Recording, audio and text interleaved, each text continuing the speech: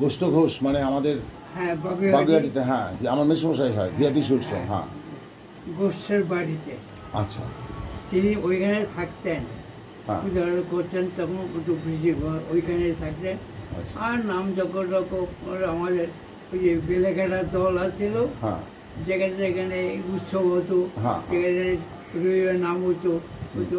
আমার সঙ্গে পরিচয় হলো ওই গোষ্ঠের বাড়িতে। ও আচ্ছা, তার মানে খুব বেশি নয়, মোটামুটি 40-45 বছর আগে। হ্যাঁ মানে ওনার আপনার অনেক ছোটবেলায় নয় আর কি। না না, ছোটোবেলা আমি হ্যাঁ। তো এখানে তো 48-এ এসেছি। আচ্ছা, আমি তখন পরিচয় ছিল না। আমি এখানে আছি হিন্দু স্কুলে ভর্তি হয়েছি। আচ্ছা আমি হলু আশ্রমে ছিলাম। আচ্ছা তারপরে পাস করার পর হোমিওপ্যাথি ডাক্তারি পাস করলাম। সমাজবাড়িতে আমাকে কানাদার বাবাজি খুব ভালোবাসতো, আচ্ছা তাদের সেবা করা। তারপরে রামকৃষ্ণ মিশনের সঙ্গে পরিচয় ছিল আমার। তখন এখান থেকে ওই রামকৃষ্ণ মিশনের গাড়ি নিয়ে আমি ওই মোড়াটোড়া ঢুকে নিয়ে যেতাম। আচ্ছা আচ্ছা সেগুলি সব শোক পড়লো। আচ্ছা তারপরে আমার এক গুরু ভাই ডাক্তার, আমরা এলাহাবাদে বাড়ি, তার সঙ্গে যখন তিনি ডাক্তার থাকতেন, তার সঙ্গে তখন বাবাজি মহাশয়ের কাছে আমাকে আচ্ছা শিখিয়ে দিলেন আচ্ছা চাই।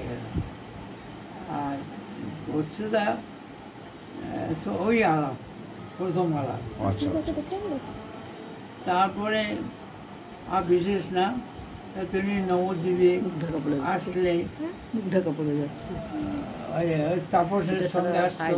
হ্যাঁ তাপস তখন গাড়ি করে নিয়ে আসতো। ওটা হচ্ছে ব্যালেন্স। হয়তো এইখানেই, ওইখানটা বেশি আচ্ছা থাকতেন না। আচ্ছা সে অনেক কথা, কারণ তার মতো গুণী লোক ওই বড় ভাই মধুসূদন বাবাজি তা, আর উনি বড়, হ্যাঁ ওরা কিছু ছিল বড় করতাম, লেগে হতেন। আর আমাকে উনি হয়তো সেবাশ্রমে কিছু করার জন্য, রোগী সেবার, এখানে তো একটা হসপিটাল ছিল, আচ্ছা প্রসূতিকার দেখেন না, হুম হুম লেখা আছে এই ঘরটা প্রসূতিকার ছিল। হ্যাঁ একটা ফুল নবদ্বীপে কোনো হসপিটাল ছিল না আচ্ছা তখন, সাধু নিত্যানন্দের হসপিটাল, আচ্ছা বুঝতে পারছেন। তার রাধারমণ শেষ জীবনে কত কিছু করছে জানেন, দেখছেন, শুনছেন। লাস্টে বলে গেল সাধু নিত্যানন্দ, উনি সাধী সঙ্গে, তাকে বসে বলে গেল তুমি জীবের সেবা করবে। আচ্ছা জীবের সেবা করতে তো পয়সা লাগে, জীবের সেবা এমনি হয় না, অন্য সেবা এমনি হয় যে বলে আর কিছু করো, জীবের সেবা করবে। জীবের সেবা হলেই ঈশ্বরের সেবা হবে। এই রাধারমণ সাধু নিত্যানন্দ এখানে আসেন। তারপরে ধরুন এই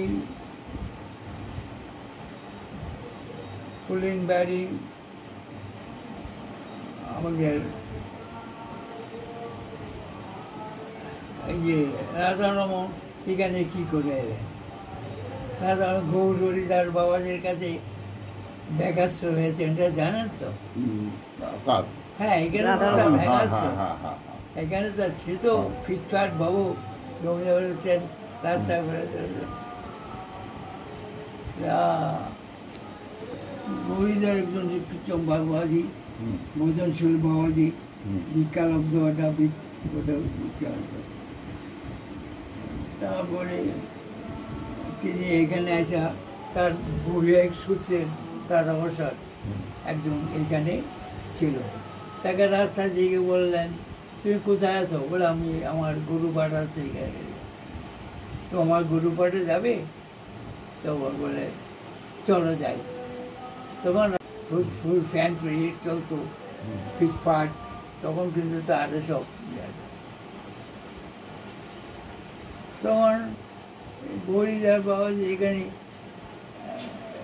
আশ্রমের সেবা টেবার জন্য আমরা এই পাট গাছ লাগাইতো একটু শাক টাকা যেখানে গঙ্গার পাড় হুম। গঙ্গার তো ছিল একদম এই আশ্রমের সকাল লাগা গঙ্গা ছিল। আচ্ছা হ্যাঁ, এই 4-5 বাকি ছিল। আচ্ছা তার হচ্ছে যে ওই দাদা কাছে পাশ কিনে যাচ্ছে তখন রাধা রমন চরণদাস বাবাজি মহারাজ তখন তার নাম তখন রাজেন্দ্রবাবু। রাধা রমন তো নাম 3-4 রাজেন্দ্রবাবু।